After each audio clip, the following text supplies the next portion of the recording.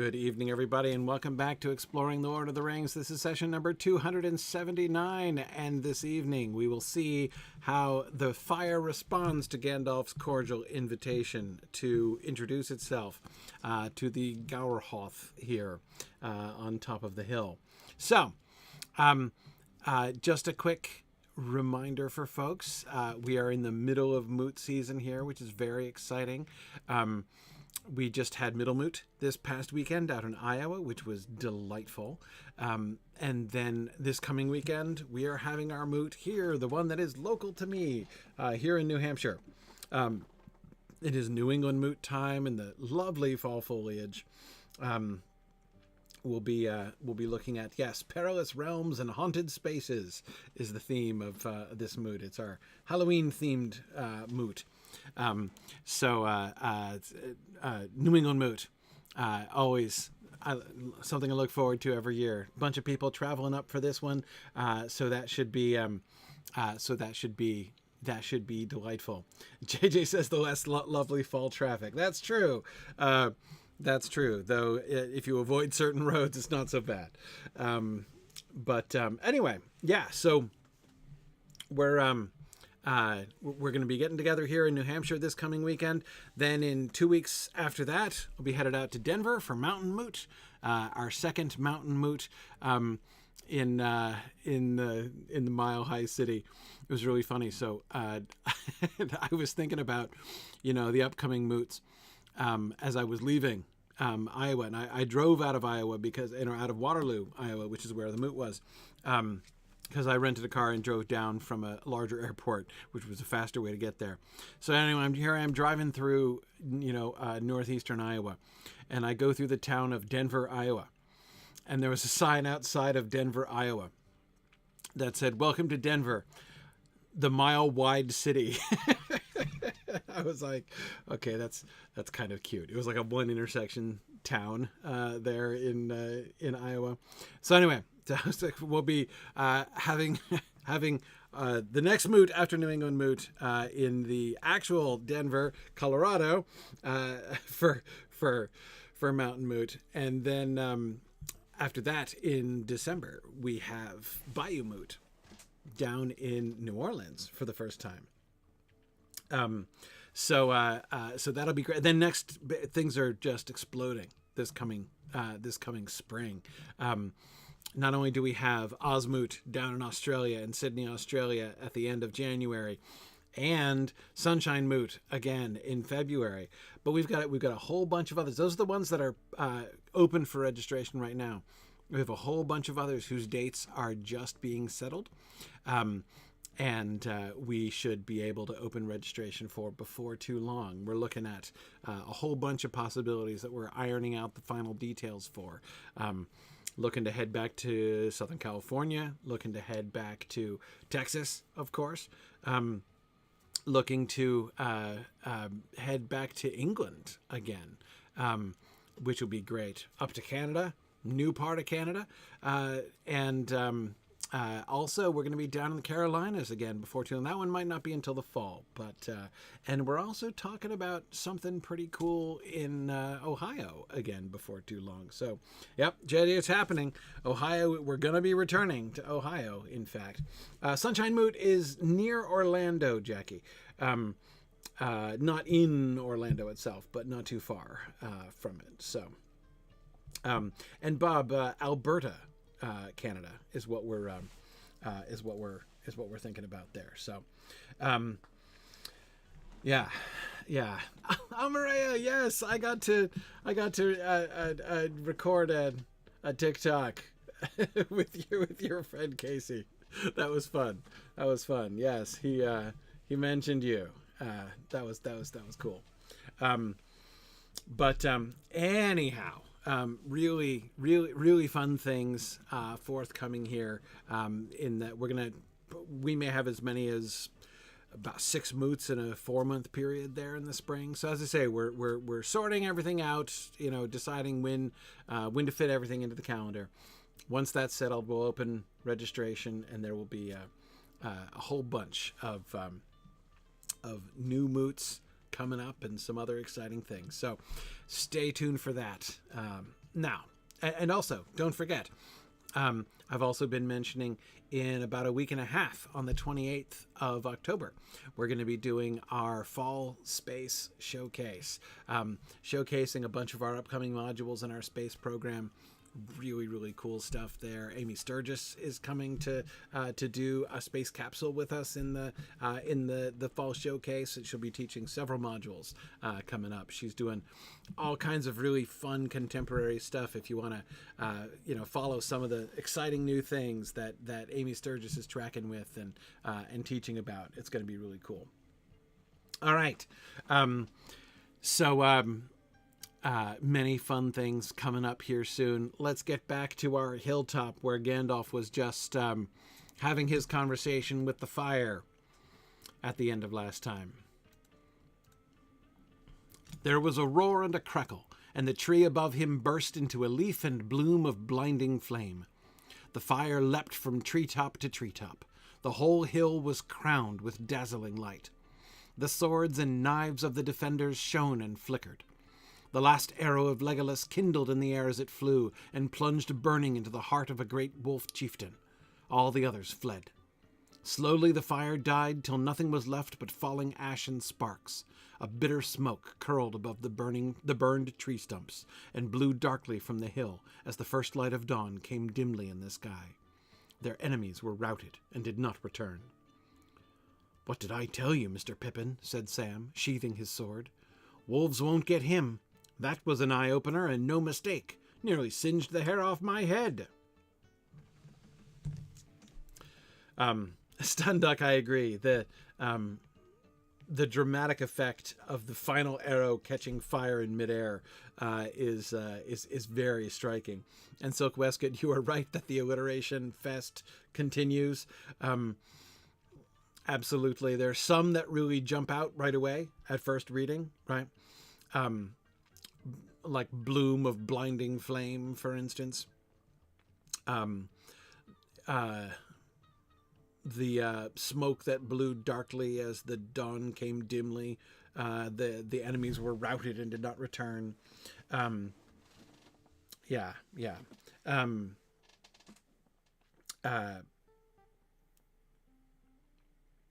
Yes. I will say, though, it doesn't feel as intrusive. It didn't sound to me as intrusive as the alliteration is in that earlier passage, the one before the description of the fight, before Gandalf stoops like a cloud and has his conversation with the flames. It's there. It's definitely there. But I'm trying to think of the effect that it has here, how the sound of how the sounds of the words are being deployed here. The whole hill, yes, you're right, Silk Westcott, yes.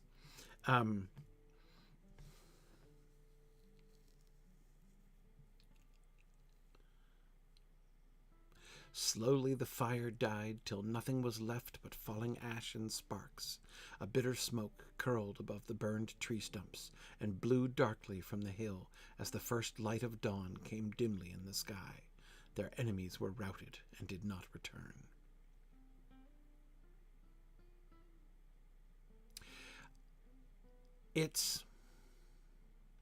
Notice how it's sort of, things are sort of grouped like that. Slowly the fire died till nothing was left but falling ash and sparks.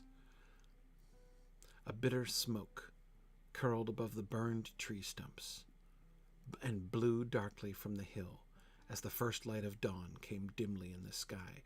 Notice how it kind of it starts with that first clause that's framed with the S's, slowly, and sparks with ash right there at the end, and then we get the B's, bitter, burned, blue there in the middle, with the smoke and the tree stumps still lingering from the S's before, and then it transitions into the D's, right? Blue darkly, dawn dimly.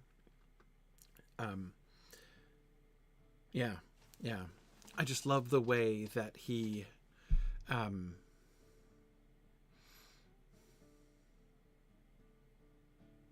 yeah. I'm not even sure how to describe it, but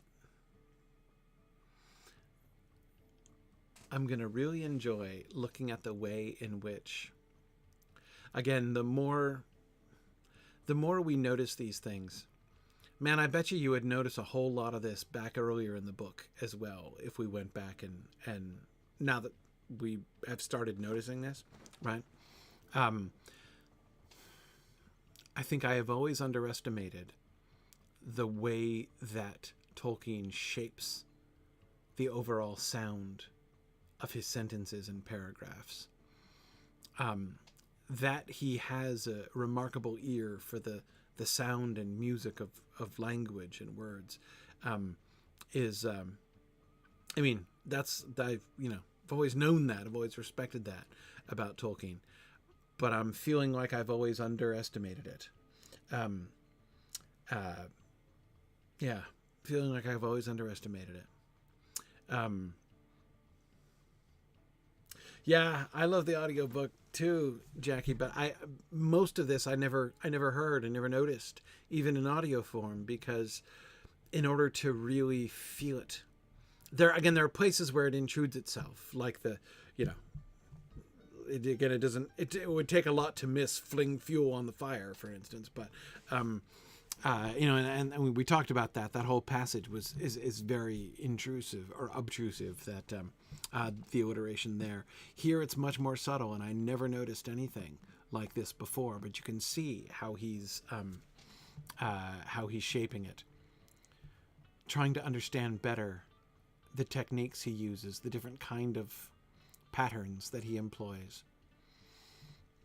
That would be really cool. But yeah, I think I've always underestimated it. Anyway, yeah, Matt, I think you're right. Matt says there's an interesting contrast to Robert Frost's Stopping by Woods, which tries to capture the onomatopoeia of the falling snow. Here, the description of the fire seems to resist that. There's nothing after crackled. It's almost as if he is heightening the strangeness of the magic by making it different from the crackling sound of flame. Yes, he doesn't go for an onomatopoetic effect. I agree. Yes. Instead, notice what he does. Notice what he does instead with the fire. Instead of manipulating the sounds, what he does is he continues with the imagery. Remember all those similes, the like lightning and like cloud and like the what was it? Oh, hang on, I think I moved it all the way down to the bottom again.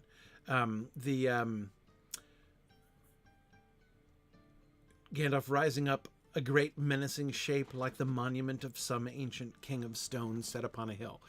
Remember that, right? Remember the monument of some ancient king of stone set upon a hill. Now, back to our passage tonight, he doesn't do, instead of those like similes, right? We get metaphors. There was a roar and a crackle, description of the sounds, as Matt was pointing out, and the tree above him burst into a leaf and bloom of blinding flame. We get a metaphor, right? The flame blooms and bursts out like leaves coming out of their buds, like blooms, right? Like blossoms opening up on the tree, right? These great blossoms of flame. But I'm using the word like, because I'm drawing attention to the comparison, right? But that's not how he does it. He does it as a metaphor, not as a simile.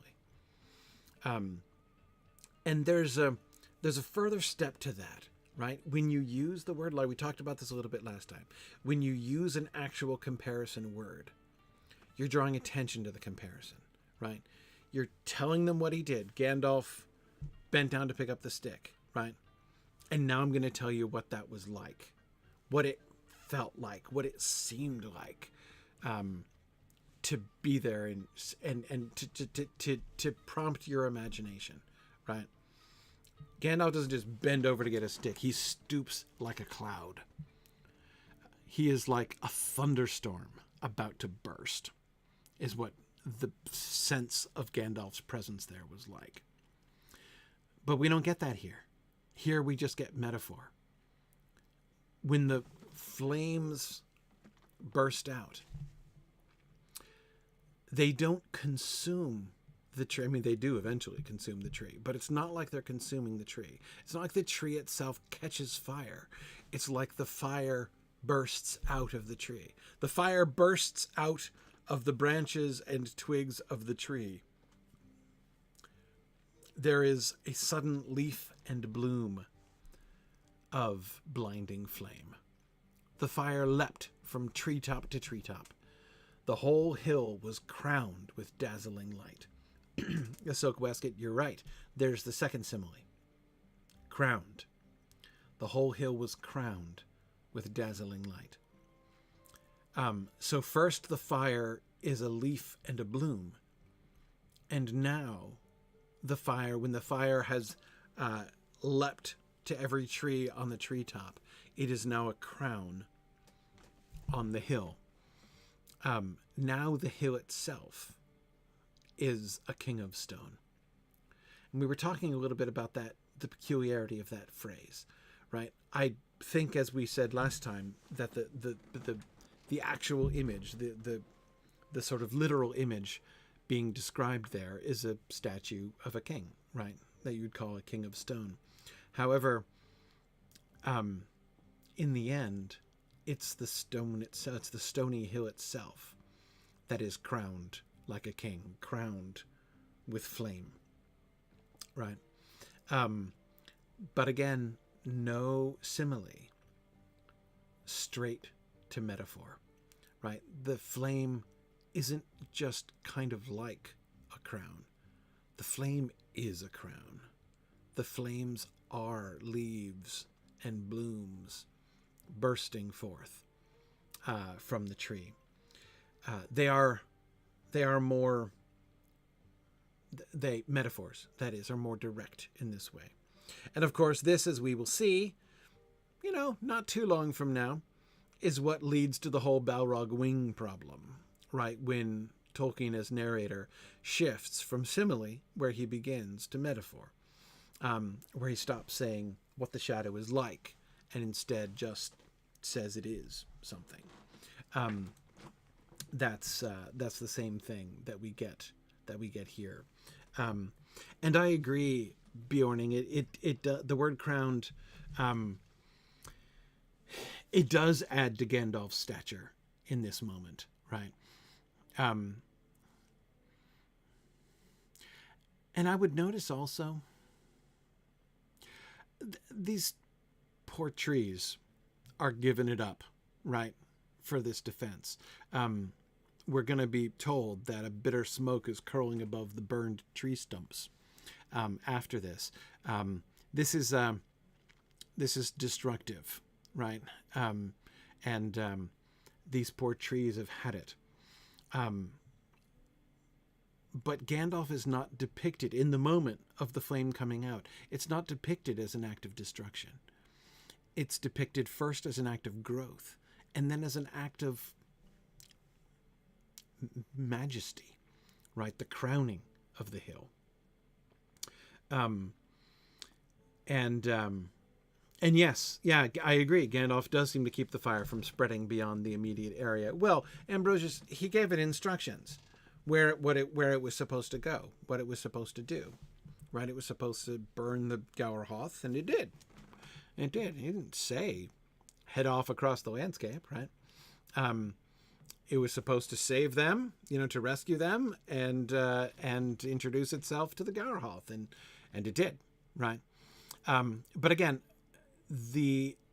even though we know that the fire is there as a weapon, right? It is there against their enemies. It is there done in Gowerhoth. It it's not described as a weapon. What Gandalf brings forth is beautiful, is organic, and is majestic. It's like that. Not only the hill itself is crowned with a crown, right? That he brings this majesty. Again, remember those stones, right? These stones, longing for the elves who were gone, for the glory that the elves brought to them, for the majesty of the elvish constructions of the elder days, right? Or at least of the middle days, back in the Eregian days. And how the stones lament their passing, right? Gandalf, in this moment, helps this hill and these stones to recover its majesty, right? That's what he brings out here on this hilltop. That's what his fire does. And even the trees who are killed, right? Even these trees who are burned down to stumps by Gandalf's apparently very hot fire. Even they have this final glorious moment, right? Like they, trees bring forth leaf and they bring forth blooms, and these trees brought forth the most brilliant and glorious leaf and bloom that any tree around here ever had, right? And they also have their moment, even though there is destruction with them. It's a big deal here. Yeah, it is a blaze of glory. Oh, Maria, fair enough. Yeah. So, JJ, I think that's right. It's not that the trees are getting, like, their life isn't getting snuffed out. It's being used up all in one moment. Yes.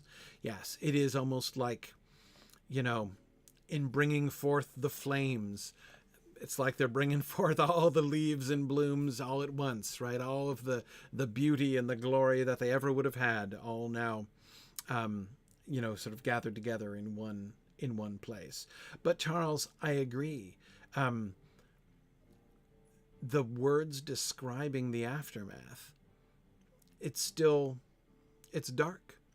A bitter smoke curled above the burned tree stumps and blew darkly from the hill. That's not a happy image. There's still a cost here, right? Bitter's an interesting word here.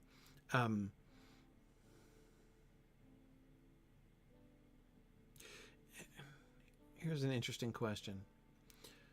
When we use the word bitter,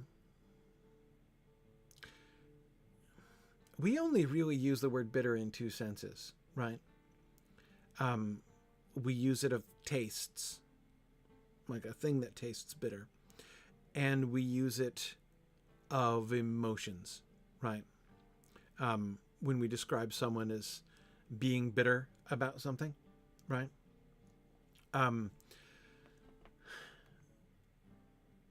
Tolkien, when he uses the word bitter, rarely uses it in either of those senses.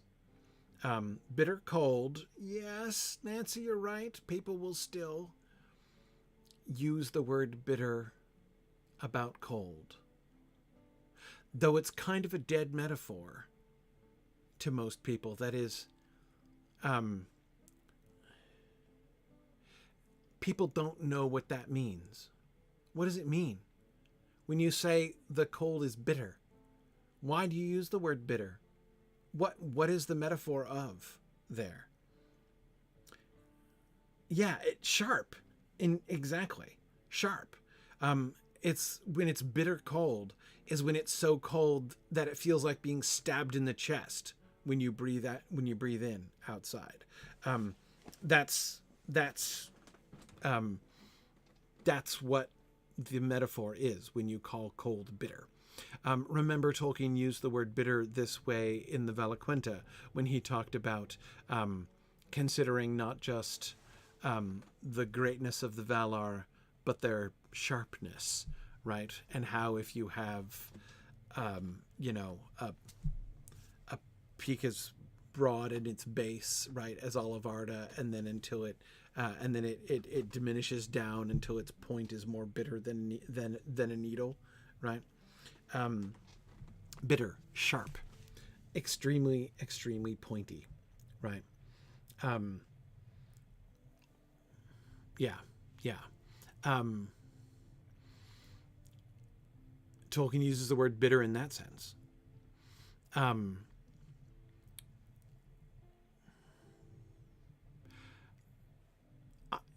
bitter smoke, I think he's describing how it smells here. It's sharp. It's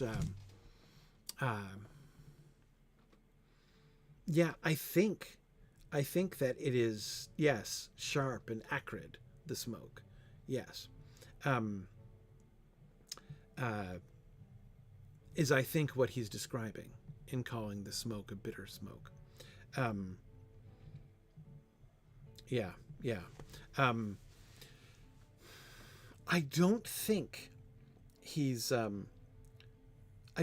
describing the taste. Yes, you can kind of taste smoke. Does he?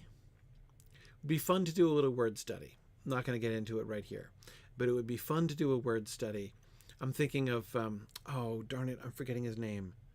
The guy who did his presentation at Cascade Moot about the wonderful Tolkien thesaurus he had done. Or we could do it, let's see, hang on. All right, hang on, I'll do it. Fine, I'll do it. Okay. Hang on. Let's do it. Let's go.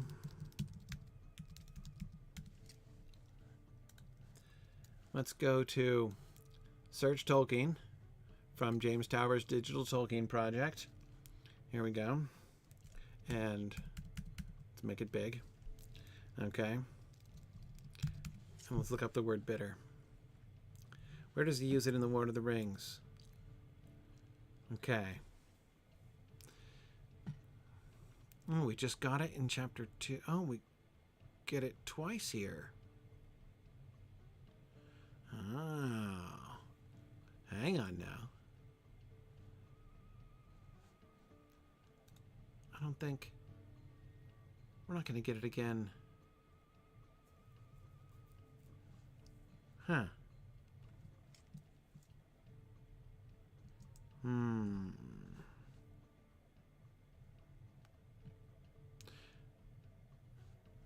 Did we just get it before? Oh, hang on. I gotta go check now. Gotta go check back again.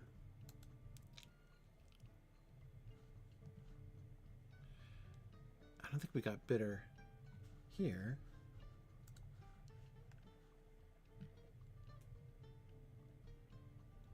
Yeah, the parting of Elrond and Arwen is described as bitter. Yes, it's a bitter parting. Yes. And Druid's Fire, if you think about that,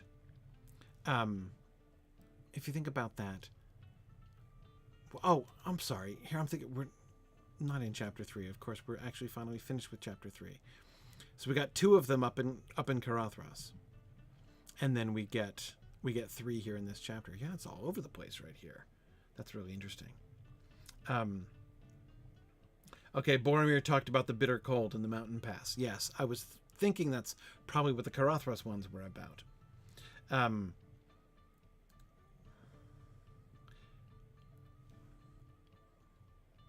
Yeah. I think, again, when we're thinking about the bitter parting,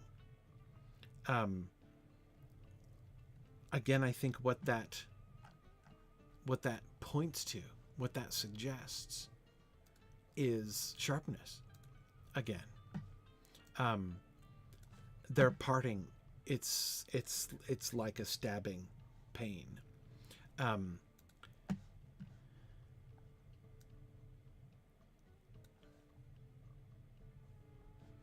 Interesting.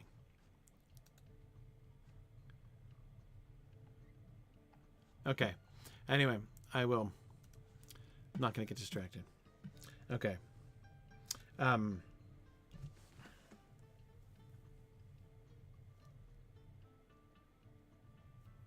Very good. Yes, Kairos. Thank you. Yes. Sooner or later, Rivendell will be besieged, and after a brief and bitter time, it will be destroyed. That's a very interesting one. After a brief and bitter time. Many hopes will wither in this bitter spring. Yeah. Nice. Nice. Yes. In Mordor, the air, as it seemed to them, grew harsh and filled with a bitter reek that caught their breath and parched their mouths. That, I think, is similar to the bitter smoke here. Yeah. Yeah. Interesting. Yep. No. And this is me not getting distracted. This is what not getting distracted looks like, Kurtzimus. Getting distracted would mean spending the whole next hour on this. Yeah.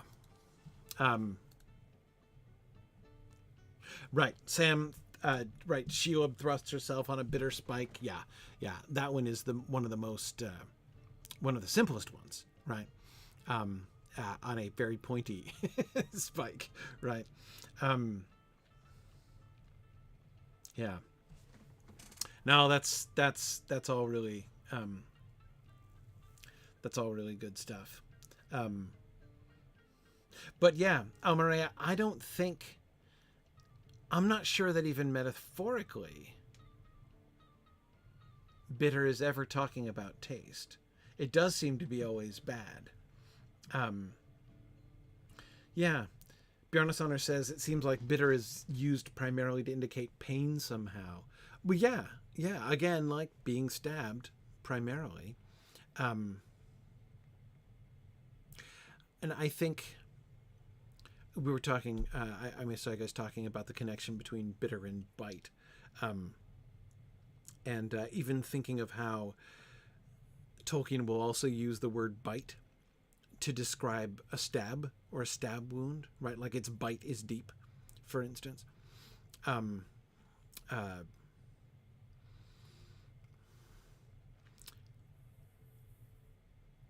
So yeah, it does. A lot of the bitterness seems to be about stabbing, but not entirely. Not all of it. Like Gandalf describing his days as bitter when he was on the top of Orthanc, or when he talks about many hopes withering in this bitter spring. I think there's something else there, not just stabbing. A lot of it, I think, can be explained by stabbing and by pointing things. Yeah. Yeah.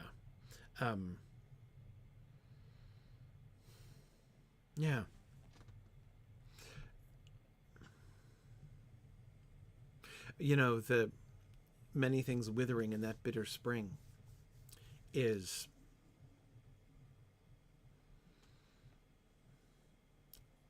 I'm thinking, this is me bringing it back to this passage here. What we're seeing in that paragraph is the aftermath.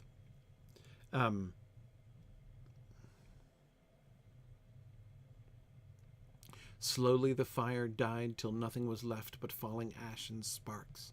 A bitter smoke curled above the burned tree stumps and blew darkly from the hill as the first light of dawn came dimly in the sky.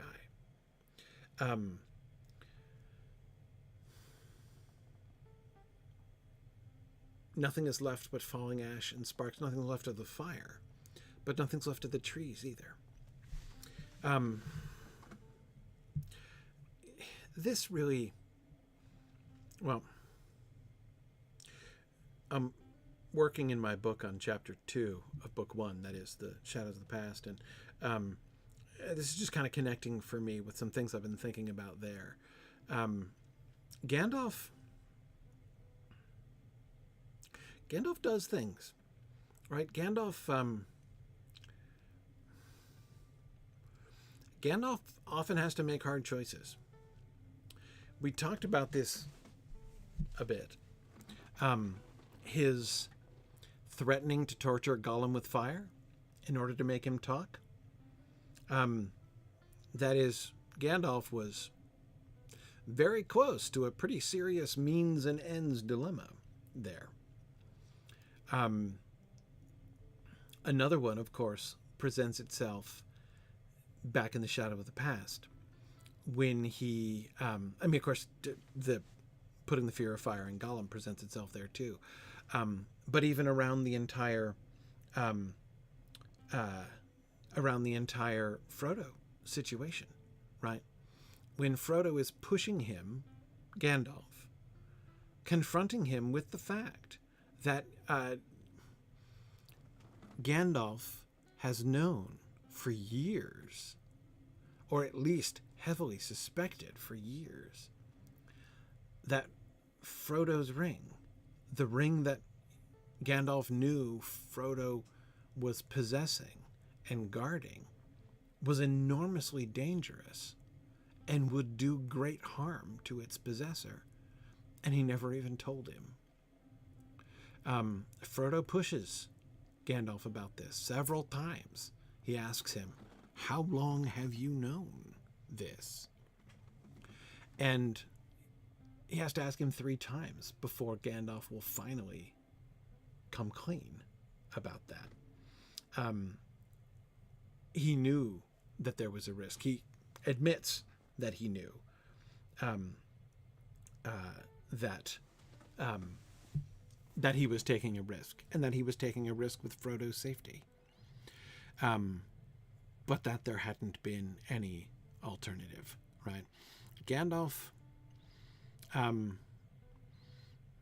we see Gandalf often in places where there isn't simply a clean victory. Yes, Abelard, that's exactly right. You're exactly right about where and how he's deflecting there. Known? I still do not know. All right, you might say. Yes, he deflects. He doesn't just come out and say from the beginning, "Oh yeah, no, I've known for more than a decade. I just didn't say anything because I thought that risking your safety was the safest gamble I could make." Basically, that's in the end. That's what it comes down to. It was hard, right? It was Gandalf had to make a hard call. He describes in his own words having to make a hard call with Gollum, right? In the end, I had to be harsh. I put the fear of fire on him. Why? Because the truth was desperately important. Again, see what I mean by the means and ends thing, right? Yes. Does the end justify the means? That's a slippery slope, right? That is whenever you catch yourself saying that the ends justify them, these means are not good, they're not pleasant, right? This is something I shouldn't do, but it's justified by how important the end is, right? That's one of the biggest red flags in Tolkien's entire, moral economy, right? And that's it's hard. Again, so I just want, as I say, I've been thinking about the complicated places that Gandalf finds himself. Gandalf does not, I think, in some ways, completely come away clean from these things. Not saying Gandalf is bad, but I'm just saying, like, this is there are real issues here with both of those two things that happened there in the Shadow of the Past.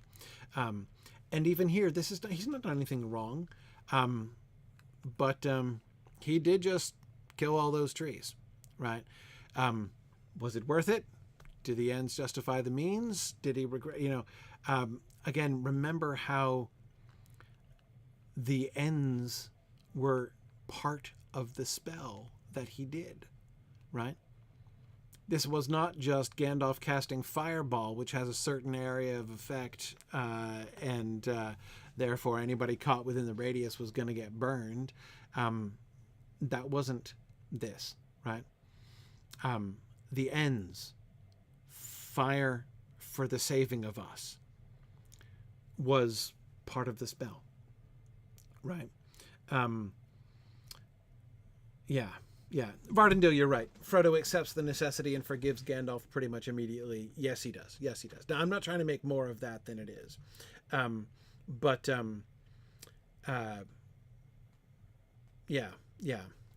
Bjorning, I also agree with you that we can see differences in Gandalf's choices. I'm not at all lumping him into the Saruman category. The ends that he is trying to achieve are different, and even the means that he's using are different, right? It's not at all the same thing. And yet, we do see Gandalf in a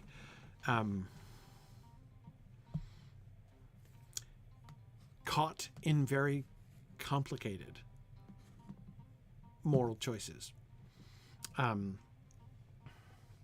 of the reason I bring this up is that, again, like the next time you hear one of those fools say that Tolkien's characters are all completely black or completely white, you can talk about this. But yeah, anyway, he that middle paragraph in this passage does sound to me like there's a little requiem for the trees here, right? Trees were harmed in the defense of this hill. We see an aftermath of destruction, and it's bitter and it's dark.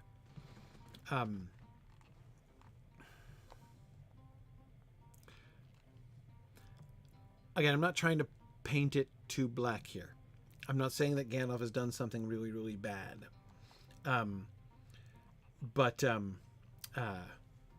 Yeah. JJ says, trees are the new ponies. Okay, right. Now that he's decided that, no ponies will be harmed in the Lord of the Rings, right, to make amends for the equine mortality of the Hobbit.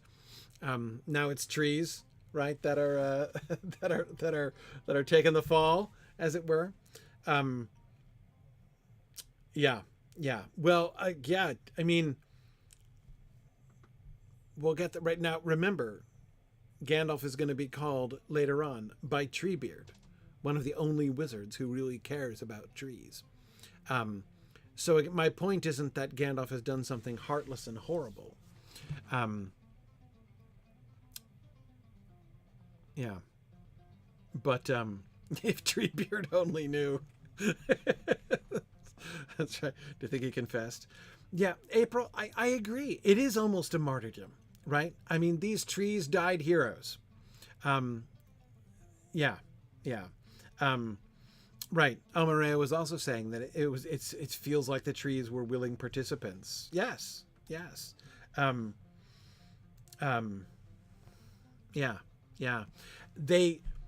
It's the hill that's crowned with glory, April, but they are the crown. The trees make the crown. Yeah.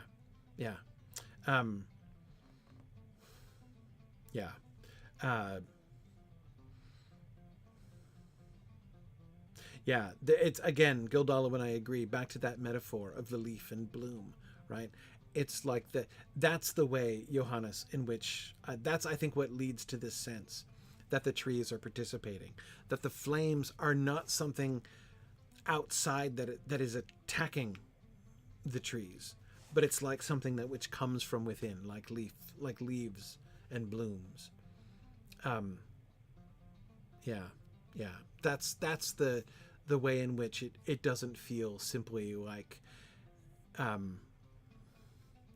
Gandalf has like thrown fire at the trees, right? Yeah. Oh, that's interesting. That's interesting, Corey. It was crowned with a knot of old and twisted trees, we were told before. So they go out in a blaze of glory, right? These are twisted and old trees. Twisted and old trees that have already seen their best days, right? And they're restored for this one moment to this like blazing youth, right, of leaf and bloom. Yeah. Yeah.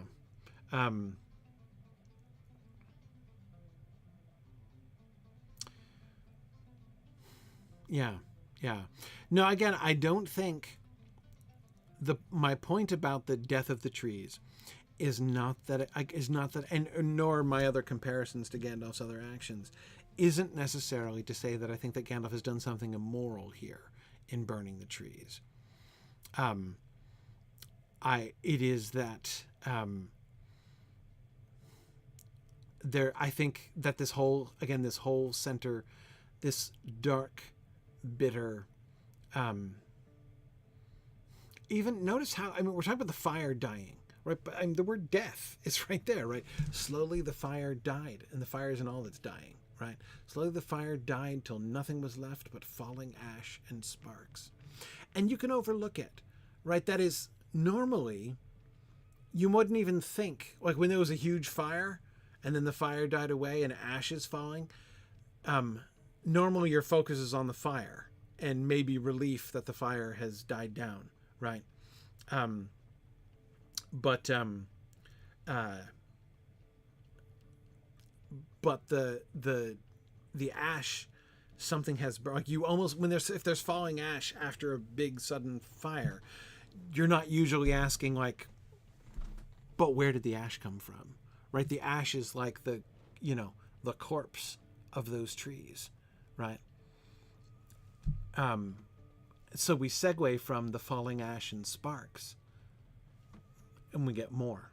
The bitter smoke, the burned tree stumps, right? The smoke that blew darkly from the hill as the first light of dawn comes. So the smoke which passes with the night, right?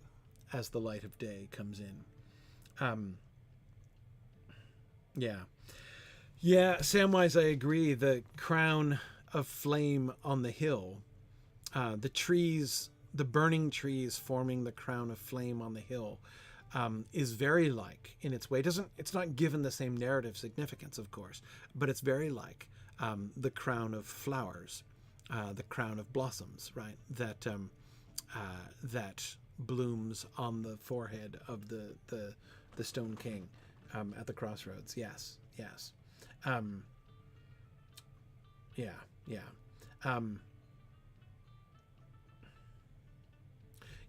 And it's true. I know that some trees need fire to release their seeds. Yes, I know that kind of thing can happen, that fire can be beneficial. I don't feel like this middle paragraph is asking us to think that way, though. This feels like a little tree funeral right here. But I think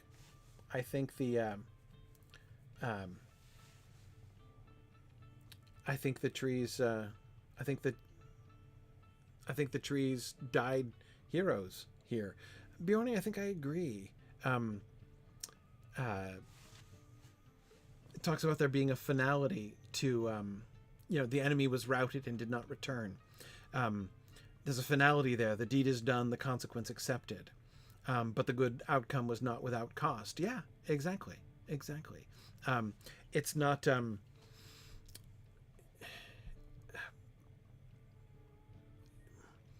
this paragraph, it helps us to see that. I think that it's not to say that the burning the trees isn't wrong, but it's also not that the burning the trees didn't matter, right? and we note it, we remember it here. And yes, Bjorn, I agree with you again, that the sobering nature of the middle paragraph almost robs us of the elation of victory. We can't just cheer and party that the battle was won. That paragraph gives us the note there at the end. Think of what would happen if we didn't have that, right? What if we just went straight from the swords and knives of the defenders shone and flickered. The last arrow of Legolas kindled in the air as it flew and plunged burning into the heart of a great wolf chieftain. All the others fled. What did I tell you, Mr. Pippin, said Sam, sheathing his sword. Wolves won't get him. That was an eye-opener and no mistake. Nearly singed the hair off my head. Hear that? Totally different, right? Totally different effect when we don't get that very somber paragraph. And notice also how Tolkien's syntax itself creates that emphasis. That middle paragraph, it's almost all one sentence, one long, complicated sentence. Slowly the fire died till nothing was left but falling ash and sparks, semicolon. A bitter smoke curled above the burned tree stumps and blew darkly from the hill as the first light of dawn came dimly in the sky. It takes a lot of breath. You have to pause. When Tolkien wants us to move right along, right? When things get really exciting, he uses short sentences or short clauses joined together by and, right? He gets all paratactic in that way. When he gets all hypotactic, which is what this kind of syntax is, long, complicated, compound, complex sentences. This is much slower, right? As I say, it almost forces us. It almost forces us to slow down.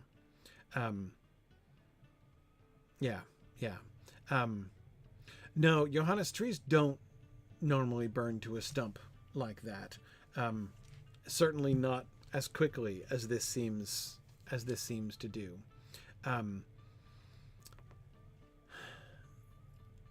This is abnormal. Either, Valoria, as you were suggesting, these trees are completely toast, right? Like these trees are almost completely dead already.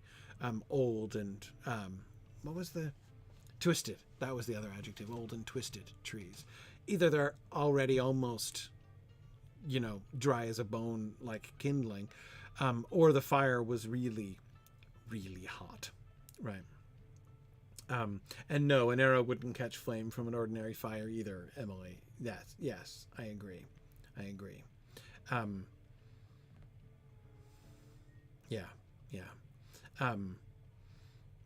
think it could very possibly be both.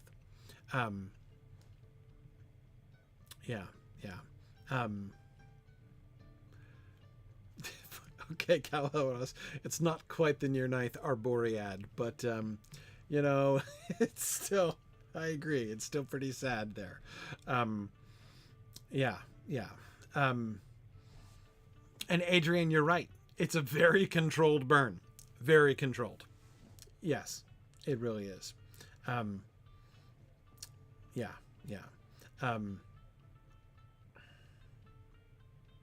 Is it significant that the fire dies naturally? Well, the fire did its job, right? Remember, it had two jobs: to rescue them, and to introduce itself to the Gaurhoth, right? It did both of those things, and then it was done. It's like the fire is showing restraint here.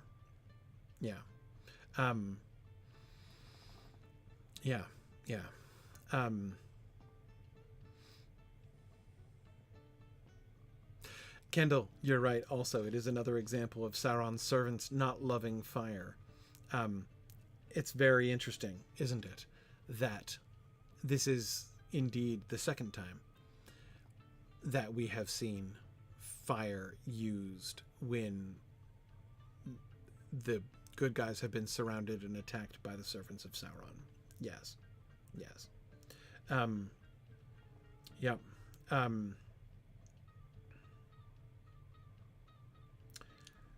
Yes. Okay. Um,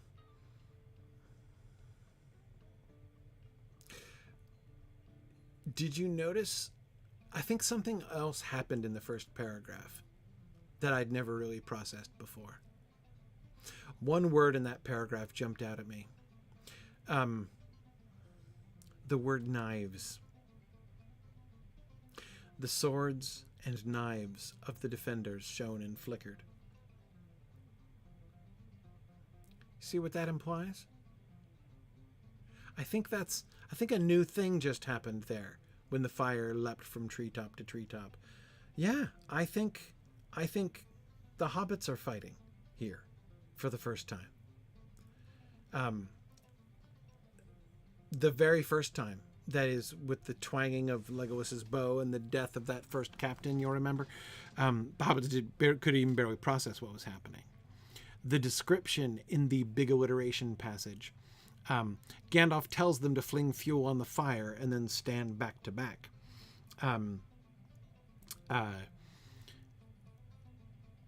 But there's no sense of their actually engaging in the melee.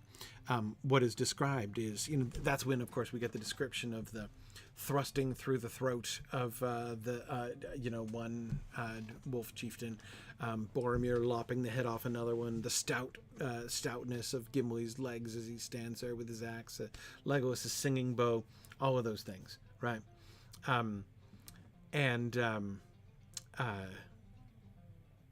Now we get Hobbit.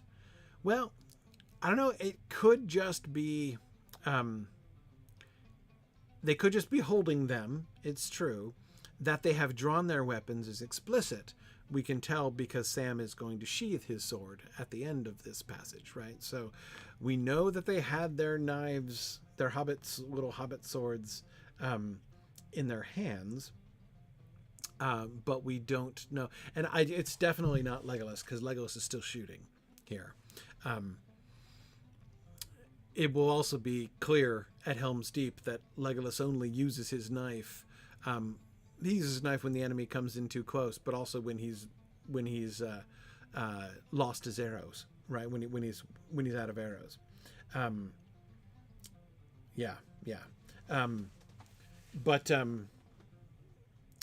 But yeah. So are they using their knives? Are they fighting? The mere fact that they're lumped in, that they are counted, the hobbits are being counted among the defenders instead of just being the ones who are being defended, which is what we saw earlier, right? The narrator gave us the sense from the description, right, of these wide hobbit eyes staring out at the battle that's unfolding all around them.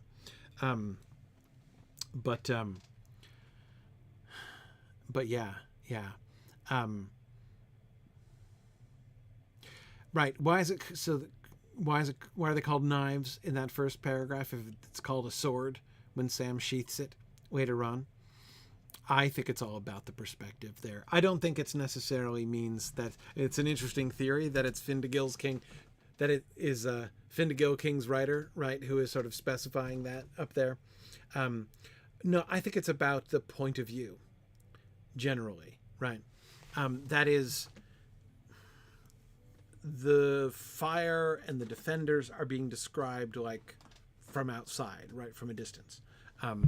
The point of view of the narrative here has kind of backed off, and we're seeing this. And when you're seeing all of them together, right, Aragorn and Boromir and the hobbits all with blades in their hands.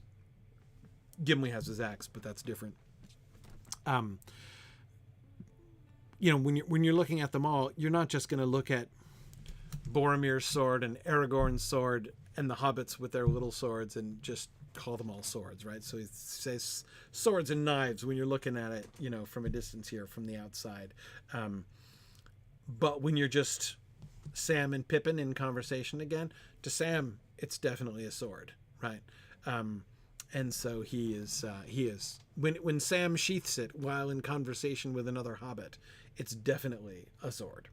But when you see it when you see them all with their weapons in hand from a distance, they are swords and knives. Yeah, yeah.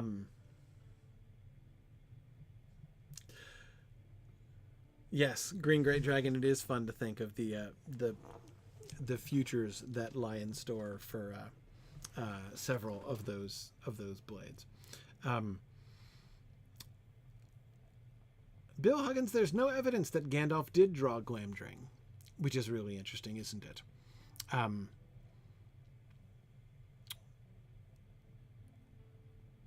No, we didn't see Gandalf participate in any way until he stoops like a cloud and picks up the burning stick.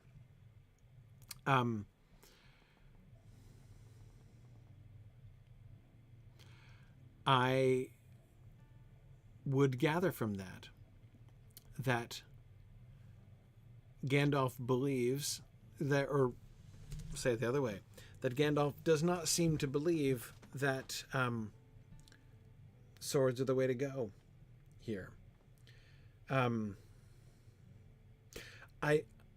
not sure if, yes, Glamdring is going to be named, and is going to get involved at different points, but not here, not here. Yeah. It is no part of Gandalf's plan here to draw his sword and fight. We'll see about that. What this suggests to me is that it will be interesting when Gandalf does draw his sword. Yeah.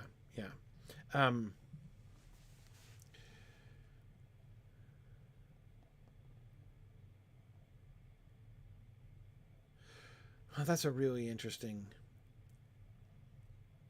question, Vardendale. Do we know that the light on the swords and knives was reflected? Well, look, luminous swords, even flames bursting from swords, not unknown.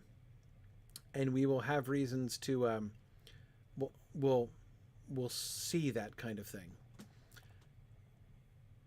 But it's an interesting point.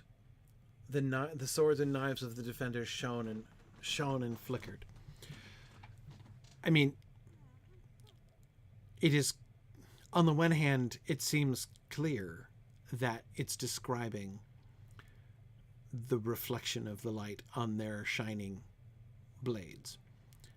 But at the same time, that the fire seems itself almost like to, animate on their weapons, at least in some kind of metaphorical sense, right? That seems to be, I mean, it literally happens to Legolas's arrow, right? That Legolas's arrow is kindled in the air as it flew, right? And so does fire as well as piercing damage to the wolf that the great wolf chieftain that it pierces. That is the power of the flames, which is attacking the Gaurhoth at Gandalf's polite request, is lending its strength to Legolas's arrow explicitly. Would it be doing so more? Would it be doing so more? I don't know, sort of indirectly, metaphorically. Yeah.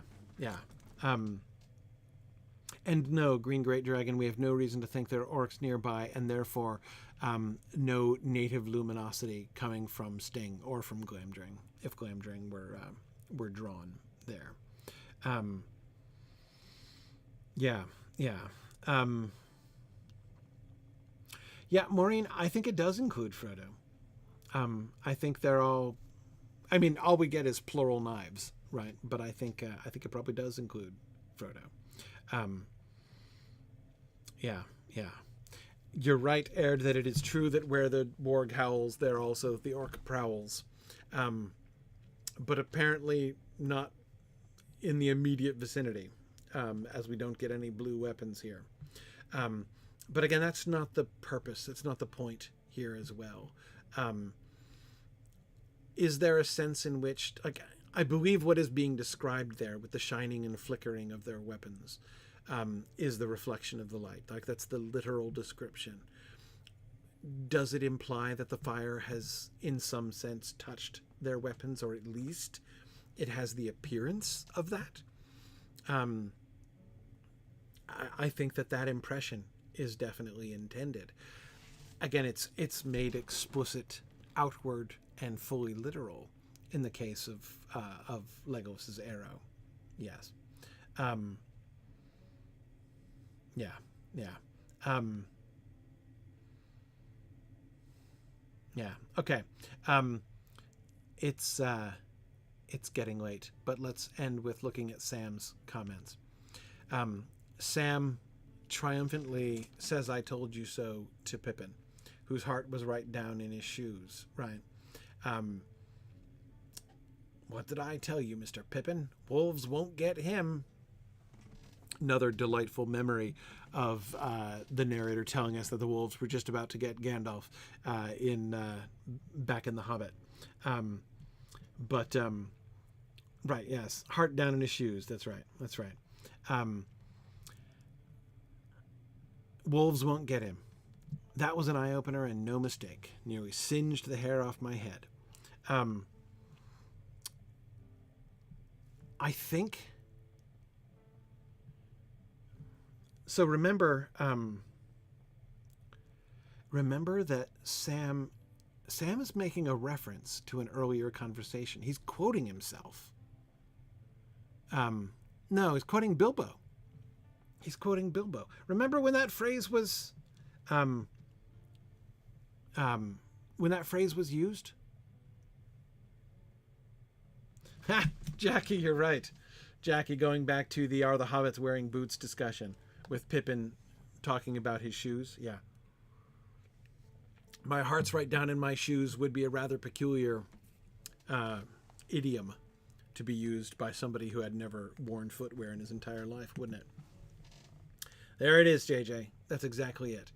Bilbo, at the beginning of The Ring Goes South, right after the Council of Elrond ends, when Bilbo and Sam and Frodo and Gandalf are talking with Pippin and Merry, and Pippin and Merry are indignant that they got left out of the council, Bilbo says, in response to Pippin asking, "What were you all doing in there?" When, "Nothing decided. What were you all doing? You were shut up for hours." And Bilbo says, "Talking. There was a deal of talk and everyone had an eye-opener." Right? And then Gandalf denies that he had an eye-opener, right? The only real eye-openers, as you say, were you, Bilbo, and Frodo. And I was the only one not surprised. You remember that whole conversation? In which, yes, Emily, I too don't actually believe Gandalf when he says that he didn't have an eye-opener. But in any case, Sam is remembering that conversation. It's to Pippin, the one to whom the eye-opener comment was directed by Bilbo, right? And then, sort of snarked on by Gandalf. Pippin, who was also there and remembers the conversation clearly and knows that Pippin remembers the conversation clearly, says, "That was an eye-opener and no mistake," right? You want to talk about eye-openers, right? That's what I'm talking about as an eye-opener. Yeah. It does sound like a Hobbit phrase, an eye-opener. Gandalf's drawing attention to it. The only eye-openers, as you call them, were you and Frodo. It does sound like he is quoting a clearly Hobbit idiom there. A gafferism, possibly. Well, it's Bilbo. It's Bilbo who says it first. But yes, Maureen, I was pretty sure that was the only other time the word eye-opener was used in the book.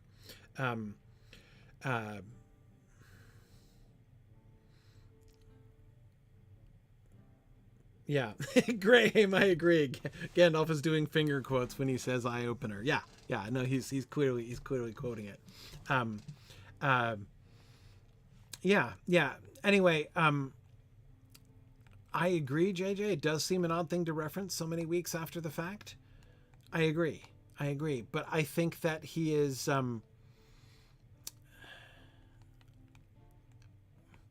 It's very interesting that again, it's. Um, I don't think he's necessarily. Um, I don't want to lean too heavily on that.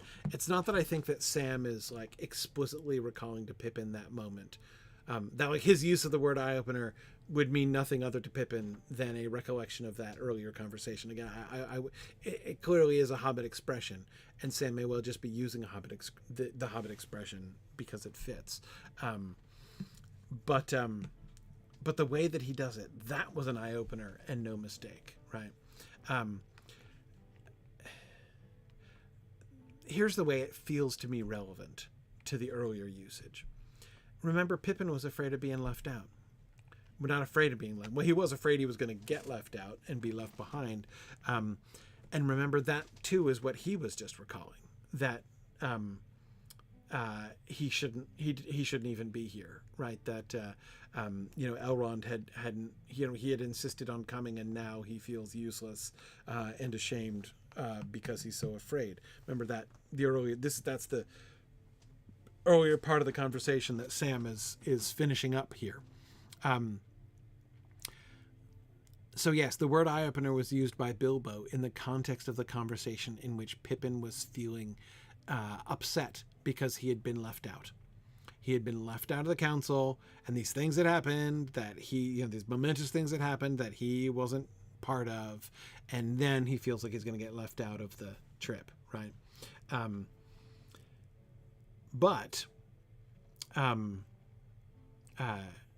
But he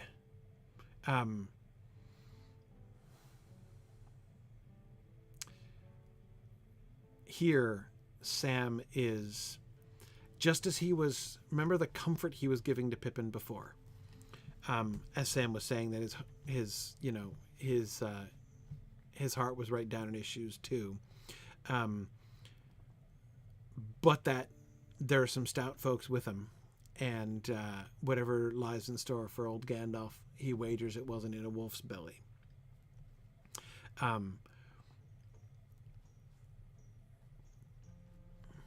This is Sam has a sense, in other words. Notice again, thinking back to that earlier conversation, Pippin is thinking about himself. He's thinking about himself and his own inadequacy as a participant in this story. Like, he knows his family history. He knows he's heard the stories of the great warrior Bull Roarer Took ever since he was a wee hobbit lad, right? And is feeling very inadequate now that he's being confronted by wild wolves, like the wolves that crossed the frozen Brandywine, in Pippin's grandfather's time. Sam is thinking of stories too, but he's not thinking of his family history. He's thinking of the stories that he's heard from old Mr. Bilbo, right? Both Bilbo's own stories of his own adventure, as well as all those stories of the First Age that Bilbo is going to so thoughtfully compile later on in his career. Those are the kind of stories that Sam is thinking, and those stories give Sam encouragement, right? He may confess later on, Sam will, that he doesn't really know what kind of story they've landed themselves in, but he knows even now that he's in a story. He knows the general. He doesn't know how their story is going to end, right? Which is what he's referring to with Frodo at the Stairs of Cirith Ungol. But he knows what genre it is, right? And the genre is heroic adventure, right? So he reckons there's some heroic adventure that's going to come. This is the thing that this is the story that Pippin has volunteered for. This is the kind of story that Pippin didn't want to miss out on, right? That was an eye-opener and no mistake. Because yes, an eye opener, as you can see from its earlier usage, everybody had an eye opener. That doesn't mean no trees were set fire to in the Council of Elrond, so far as we're told, right? An eye opener isn't just something amazing. It isn't just something surprising. It's something, it's like startling information that you learn that makes you open your eyes wide, right? That's what Bilbo means when he says everybody had an eye opener. Everybody heard something that made them open their eyes and, be surprised, right? Yes, everyone received a revelation. Carrie, that's right. Was the that was an eye opener and no mistake, right? It doesn't just mean, well, that was surprising, but that was a revelation, wasn't it? I think we all learned something here, Mr. Pippin, today, don't you? Right?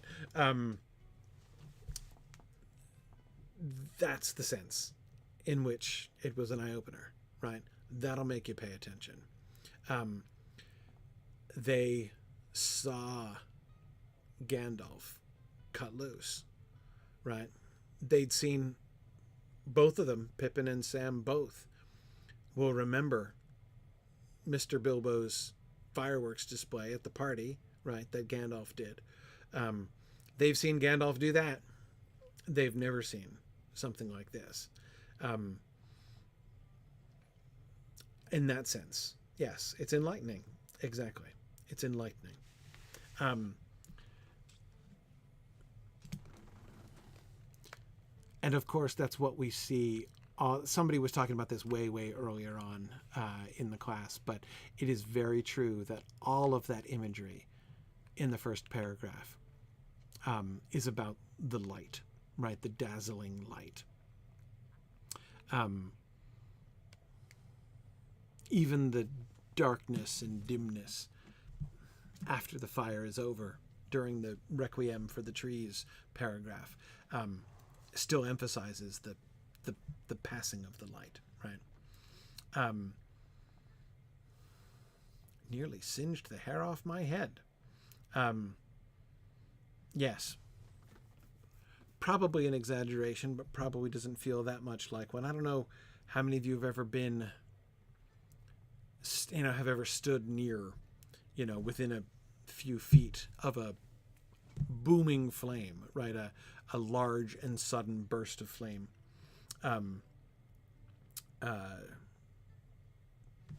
But yeah, it's, I think I can understand his sentiment here. His hair probably didn't actually almost catch fire, but I can sure believe that he felt like it might. Yeah.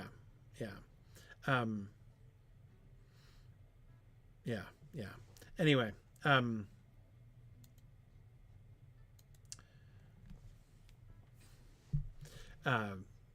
okay.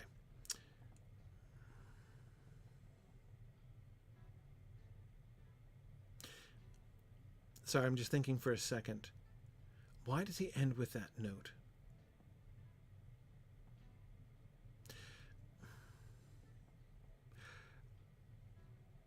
The sense of...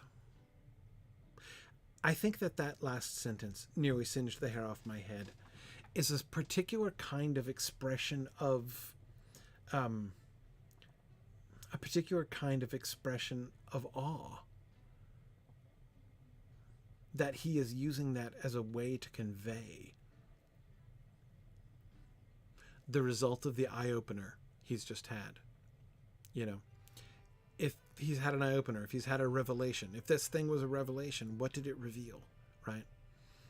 And it reveals that Gandalf is dangerous.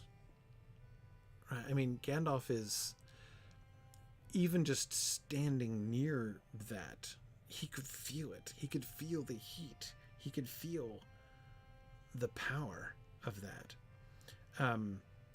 And again, it's so near to him, so strongly, that it almost hurt him, right? It almost singed the hair off his head, which, by the way, also seems like a little sympathetic expression with the trees. By the way, he almost sacrificed, just like the trees did.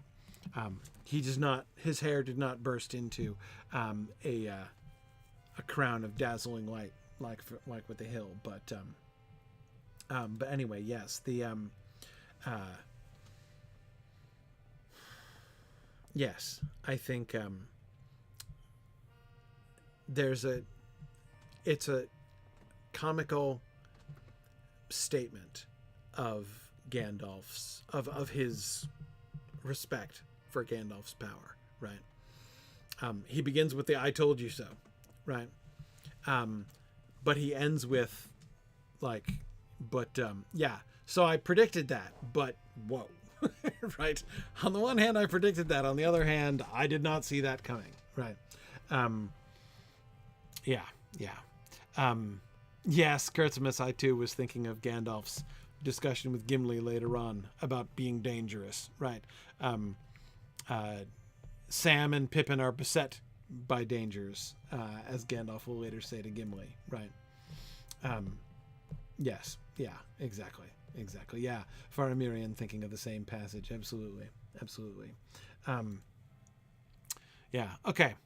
Yeah, Kendall, you're right. Singed hair is what you get if you meddle in the affairs of wizards, right?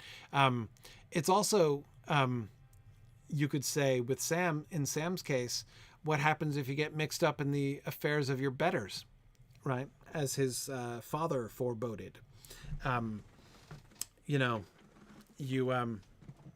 You end up standing pretty close to apocalyptic fire bursts. Yeah. Anyway, okay. Oh, it's getting late now. Sorry about that.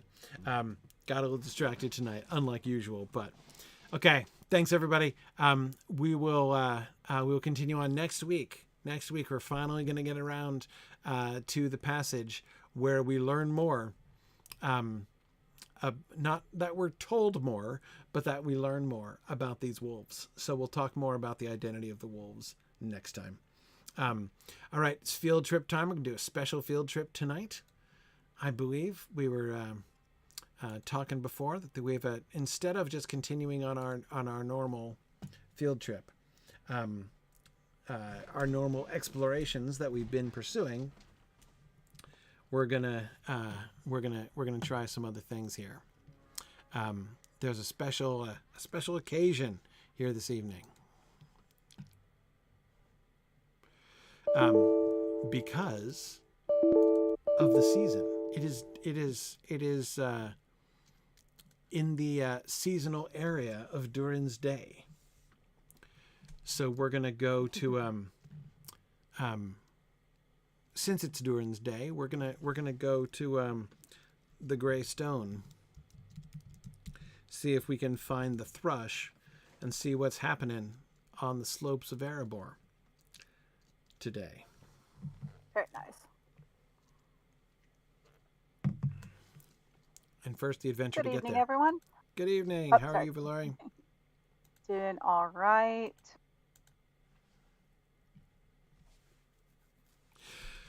So, okay, yeah. So travel is the first thing, JJ. So I think we're gonna So we're here in Bree. Well, I'm coming back into Bree here in just a second. I'll be right there. Let's yeah. So let's find a good way to head there. We can do some summoning and stuff if we need to, but it'll be better, I think, if we can find a good way to get out there. There's a couple of different ways to get there. I'm going to head there to be able to summon people. What's your alt? I'm Phoenixa, the sparkly Chappie. Did I get you? All right. Did I already add you? Okay, good. Yep. Okay. Is there a stable master route we can go? I don't know anything about what missions stables. That's for any character level 20 and above. There are special stables that'll take you straight to Erebor safely. Okay. So that gets around the whole low level thing until they step outside the doors of Erebor. Okay. But everybody except Wolfriend is high enough level that they're either not going to get attacked at all, or they just have to run past things. Do we have to qualify in any way to use these stables? Just be level 20 or higher. Oh. Okay. Yeah, I think we all. You I have think to we all got discover that. them though. You have to what? You have to discover them though. Where is they? Where is they? Yes. The easiest one to discover is at Thorin's Gate. Thorin's Gate, huh? Thorin's Gate, yes. Oh wait, there's one in the. There's one in Bree. Rowan Yeah. says? Yeah, Bree has most places, I believe. Okay. Oh yeah, there is one in the dwarf right. quarter. So let's follow Rowan. Rowan, why don't you lead the way? Linda. Lead the way, Rowan. We'll get there. All right. Linda's awesome. I went trick or treating in her neighborhood last night. Let's see what we can find. Oh yeah. Oh, Wrong come to way. think of it, I think. Over this way, right? It's funny. I almost think never my- go up the stairs on that side of the room. I always go to the other side. Neither do I. So I went the wrong way. I recently moved my house into another neighborhood just based on trick or treating. Yep. Because of a recent update to housing, you can have all of the trick or treat doormats in places other than doormat hooks and inside. So Oh. you must Rivendell this bridge. You must? Yes, come down here. Oh, okay. Into the alley. Yeah, you can just jump off the It thing. only hurts for a few minutes. Which way are we going down now? We're going Yeah. south, yes, there's a stable master right Okay. down here with the blue Yeah. horsey. Yep. I do Okay. consider ourselves lucky that we did not end up debating the range of Sting's accuracy.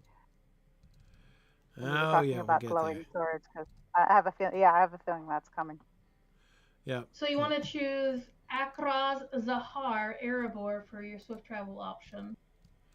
Okay, so this That's mission Zahar. recruiter dude, Yes. Yep. Akraz Zahar Erebor. Yeah. Okay. So he'll take you Alrighty. to go Erebor, to- Gundabad, West Alley in the North Downs. West Alley of what? Trestlebridge. Gotcha. No, And Mhm. Elderslade? Oh, Yeah. right, the war room. I remember that. Okay. Yep. Right. I remember that. Stuck in a closet of some sort here. You just go right out the door that's right here. Right Oh, look, out the door. there's Got it. a row of pegs for hoods. There we go. Yep. There's No also detachable a scenario special in there as well. Okay, so where do we go? Step outside. What is this, an auction room?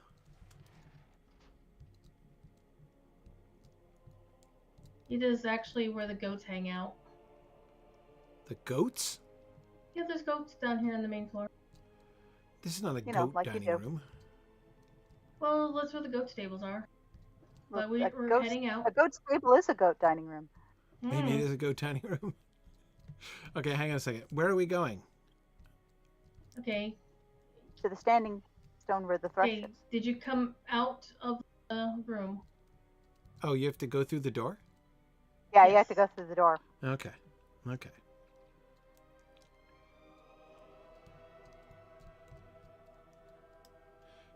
Valoy, could you get green stand?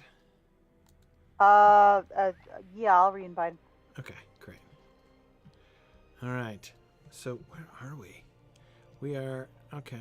Auction alt. That's all right. Mission recruiter. Okay. Oops. Oops, what? Well, My game just crashed. I Oh just dear. don't know. I think Oh I did no, a bad you're the thing. one who knows where everything is. That's Oh, okay. don't worry about it. It'll be an adventure. All right. Okay. So we're headed out. Vaguely out. You're Okay. gonna head to the east into a long hallway, and then you're gonna bang a right to head south. Right. Okay. Okay. So we're going around that. Okay. I have vague memories of this from last year's marathon when Wiggin did Oh all yeah. those Duran quests. Yes. Okay, then we're going out to the Dale Lands. Yes, you are. Yep. Okay.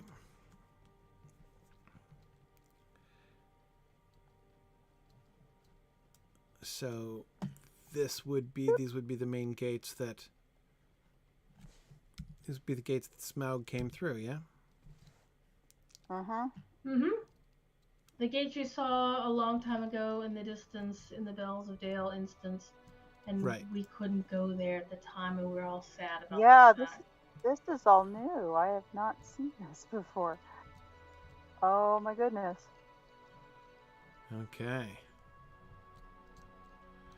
And I'll catch you up once I get back in and outside. Whoa, crazy thunder and lightning out there. Okay, so we're out here. All right, so We're now... not gonna go take you to see Disc. She's awesome. I think. So we have to go like Greystones- around Ravenhill? Is that where we're going? No, you're gonna actually follow the shoulder of the mountain to the east. Yeah, to the east. That's what it was. Okay, Yeah, so I'm gonna that get you part up I and I will lead we're the gonna way. 'Cause come the- out. I and think we're I gonna recognize turn this part here. left, Mm-hmm. and we're gonna And right. it's like a little track up here. You're gonna go the other way. Wait, you guys went right.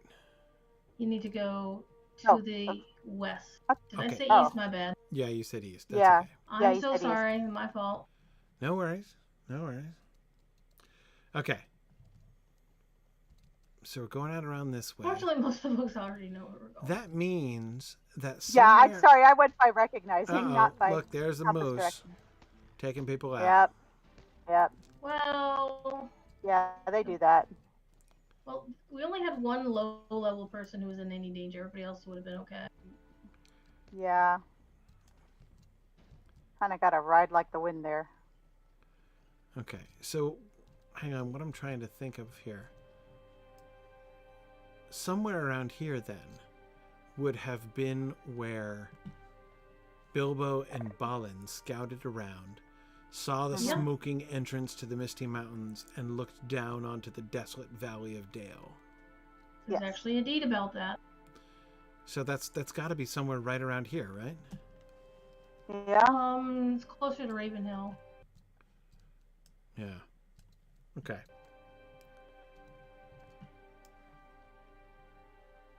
All right. So let's see. So this...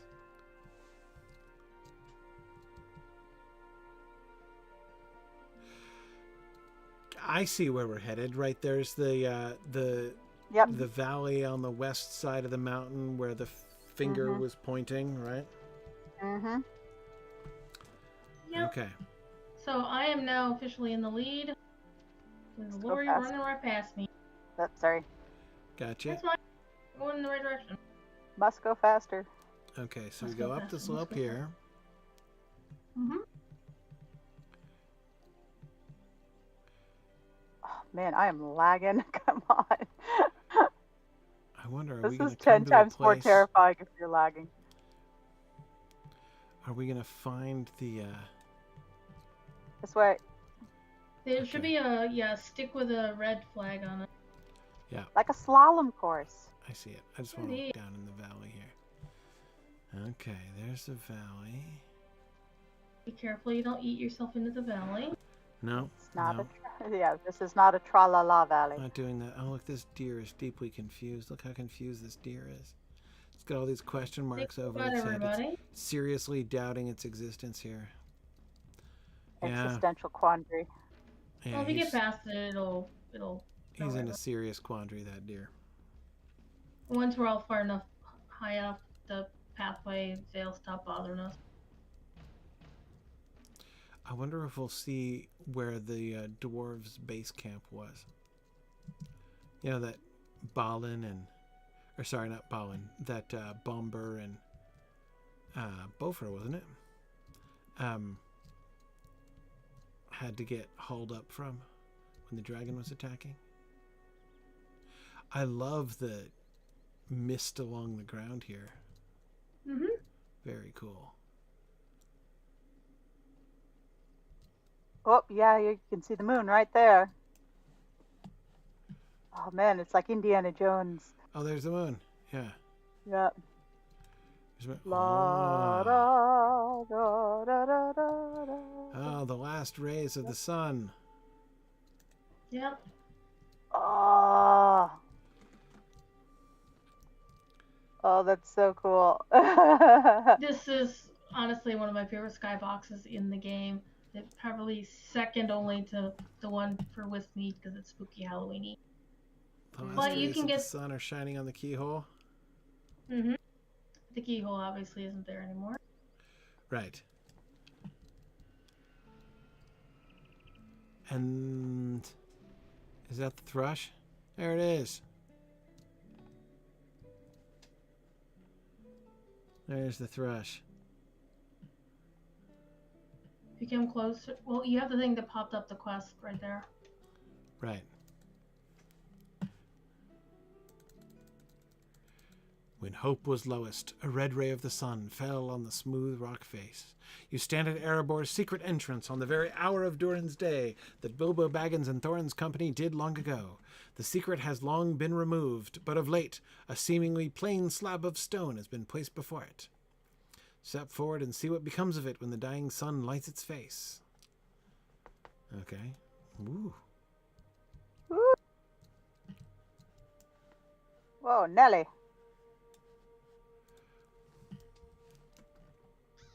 You have to click on it. And then runes appear. Oh, nice. So they have like sun runes, right? Sun letters. Mm-hmm. Duran's Day sun letters.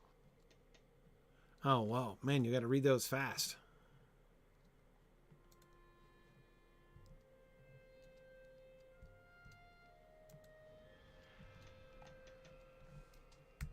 My Kutsil is rusty.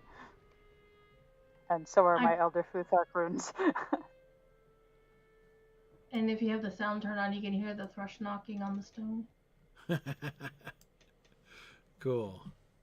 Here's a boy. Oh. The thrush is like quite unperturbed here. I'm surprised there aren't more snails around, though. Like, wasn't that why he was knocking in the first place? Yes. Yes, he's Because of knocking a snail. all the abundance of icky snails. That's very cool. You know, I'm glad they didn't do, you know, that thing where there's like a rock with a hole in it, you know, that focuses the sun. You know, like Indiana Jones. Right, exactly. They didn't make it, they didn't go full Raiders of the Lost Ark with it. Because if I'm remembering, that's more or less how they did it in the Peter Jackson films, right? I think so. But they also had the sun dip below the horizon or below a cloud, and they thought, oh no. Yeah, yeah. I mean, I like that's a bit of realism there. I appreciate the whole. Oh no, it's a cloudy day during the eclipse. Right, exactly. So if you complete the quest, which is kind of difficult with everybody doing it at once, you will earn yourself a title, which you just did. Okay, wait. It says, all right. Here on Duran's Day, right, unlocked the door. Thorin II Oakenshield, King of the Longbeards, son of Thran, son of Thror, unlocked this door. Okay. So I got a title? You get a title. Mm-hmm. Observer of Duran's Day. There we go. Mm-hmm. Very nice. And if you do it next year, you'll get another title. And if you do it for a third year, you get a third title. Mm-hmm. Yeah. And if you do it any subsequent year after that, in your level 50 or higher, you get legendary experience for the Elarior track. Cool. Ooh. I do appreciate them doing that. Oh yeah, I got the second one, which was Witness of the Sun and Moon. Neat. Yep, and the third one is who has heard the thrush knock. Who has heard the thrush's knock, yes. Ask not who the thrush knocks for. Right. The thrush knocks for thee. Not quite as menacing. So, one of the fun things is if you ground enough reputation with the dwarves of Erebor, you can buy this skybox for your premium housing. The Ooh. same For, like- carving? Like, does it No, light up with the runes? No, not the stone, the sky. Oh, the With sky. the moon, with the sunset, yeah.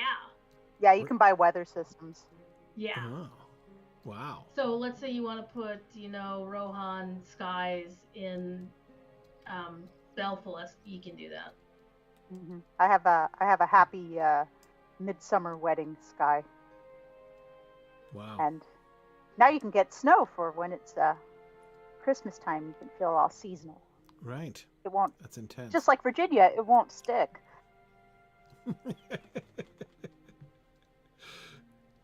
This is a beautiful view. It is so gorgeous.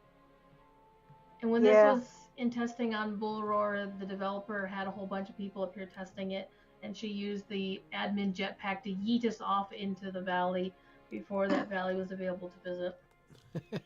Mm. Yeah. Yeah, I know it is a beautiful moon. Being able to see We the have full an moon awesome there. dev team. Like the with entire moon, landscape. I mean. It's just so fun to see this illustrated in this living sort of monument to the book. Yeah. Yeah, That's- when it became publicly known that they had access to the Hobbit material, they basically put in 2 different deeds that you go to the various places, like up on the tree where Bilbo saw the butterflies, and there's a whole path of Duran's journey. Yes. And much like the 2 Star Wars trilogies, the first 2 Star Wars trilogies, not the third one, you do the Elder one second and the prequel one first. It's very weird. Or the other way around. Cool. Cool. Excellent. All right. Well, I should let folks go. It's we started late and it's even later now. But thanks for so this was special Duran's Day field trip today to celebrate the occasion. That's just nice. You can really see the beam of The light. colors seem washed out on your screen. Because when I look at it, the colors are so rich and vibrant. Oh, I don't know why that is. just lost the beam. Did I? Well, if you move a little bit, it'll come back in a little bit. Yeah. Anyway, all right. J.J. Abrams would be so proud of those lens flares. Lens flares, yeah. All right. Well, thanks everybody for joining us. We'll go back to Swanfleet to continue our explorations there next week. But in the meantime, have a good week, everybody, and a good evening, and we'll see you guys next time. Happy Duran's Day. That's right. Bye now. Bye.